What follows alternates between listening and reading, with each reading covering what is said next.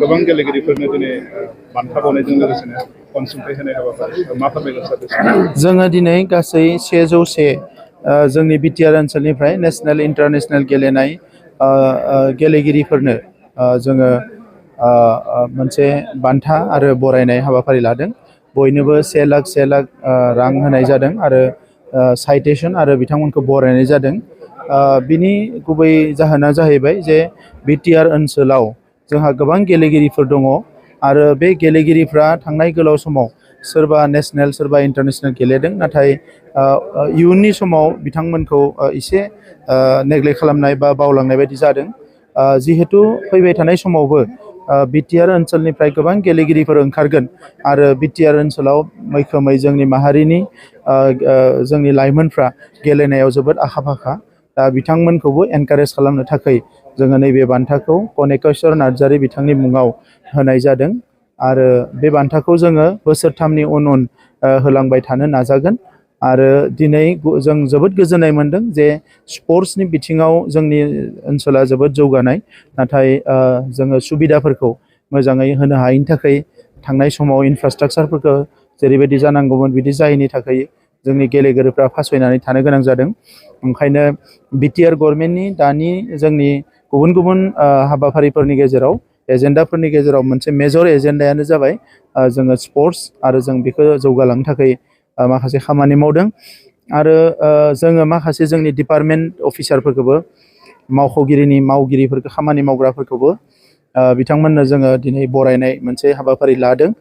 गोबां जोंनि अफिसार्सफ्रा जोंनि स्टाफफ्रा मोजां खामानि मावो, नाथाय बिथांमोनखौ बेबायदि रिकगनेसन होनाय जाया।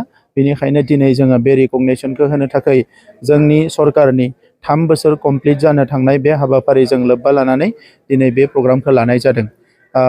बयबो नुनो मोनदों जे बिटिआर ओनसोलाव गोजोन आरो सान्थिया फैनायनि उनाव दिनै जौगानायनि थाखाय बयबो मोनसे पजिटिभ सिन्ता जे जौगानांगौ होननानै मोनसे सिन्ता बयनियावबो फैदों। दा बेखौ आङो बरायदों आरो UPPL सरकार फैनाय लोगो लोगोनो जोंनि जि दैदेनगिरिफोर UPPLनि मानगोनां इउजि ब्रह्म बिथां, मानगोनां रोंगोरा नार्जारी बिथां, मानगोनां गबिन्द बसुमतारी बिथां आरो गोबां दैदेनगिरिफ्रा खौसेयै बर' माहारिनि गोलाव समनि जि सिमांमोन बेखौ मोगथाङाव महर होनो थाखाय मोनसेनि उनाव मोनसे खामानि मावगासिनो दङ।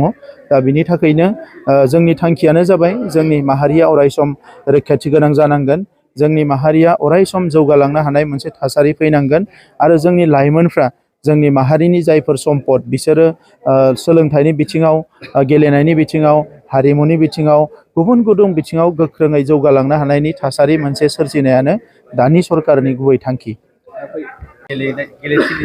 बेनिखायनो जोङो जुदिअ जोंनि सरकारा काउन्सिल जोङो दायो जोंनि 40टा समस्तियाव 40 समस्तियाव 40 स्टेडियाम लुनो थाखाय जोङो थांगासिनो दङ।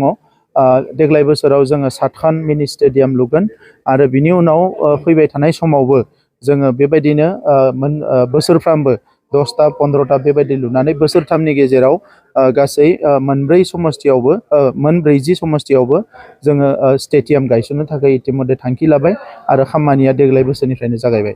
आरो लोगोसे जोङो एकाडेमिबो गायसननो थांगासिनो दङ। गिबियावनो जोङो 5 स्पर्ट्स एकाडेमि गायसनगोन, बेनि उनाव लासै लासैनो बेखौ बारायलांगोन। गेलेगिरिफोरखौ बान्था होनायनि अनगायैबो दिनै गुबुन गुबुन बिथिङाव जों बान्था गथायदों। मा जोङो दिनै जोंनि गुबैयै मावख'गिरि जे अफिसार्सफोर आरो जोंनि स्टाफफोरनोबो जोङो बान्था होदों। बिथांमोना गोबां मोजां खामानि मावदों। दा बिटिआर ओनसोलखौ जौगानो थाखाय बा बिटिआर ओनसोलनि जौगानायखौ गोख्रों खालामनो थाखाय जोङो बिथांमोनखौ लानानै मोनसे टिम बिटिआर बानायनानै जों खामानि मावगासिनो दङ। जोंनि EMफोरजों लोगोसे MCLAफोरजों लोगोसे जोंनि गासैबो अफिसार्सफोर टिम हिसाबै खामानि मावदों। दा बेवहाय बिथांमोननि जि मोजां खामानि मावनाय, बिथांमोननि जि पजिटिभ सिन्ता, आगोलनि जि जाख्ल'नाय, आगोलनि जि खामानि मावै कालचार, आगोलनि जिबायदि अफिसफोरखौ माने बिथांमोना मेनटेन खालामा, दा बिनिफ्राय लासैनो पजिटिभ एबा मोजाङाव फैनायखाय जों बिथांमोनखौबो दिनै बाख्नायनाय बान्था होदों, जाहाथे बिथांमोना इयुनाव आरोबाव मोजां खामानि मावो आरो बिटिआर ओनसोलनि जोंनि माहारिजों लोगोसे गासै जोंहा जिखिनि सुबुं अनजिमा दङ 35 लाख, बिनि जौगानायनि खामानिफोरखौ मोनफ्रोमबो डिपार्टमेन्टआव थानानै मोनफ्रोमबो माबायाव थानानै बिथांमोना जाहाथे खामानिखौ मोजां मावो, बेनि थाखायनो जों फेलिसिटेसनखौ होदों।